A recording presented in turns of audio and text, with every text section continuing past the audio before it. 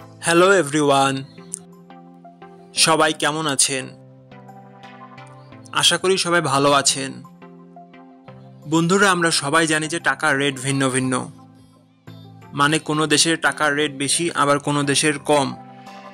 কিন্তু আপনি কি জানেন আজকের দিনে মালদ্বীপের 1 রুপিয়া সমান বাংলাদেশের কত টাকা হয়?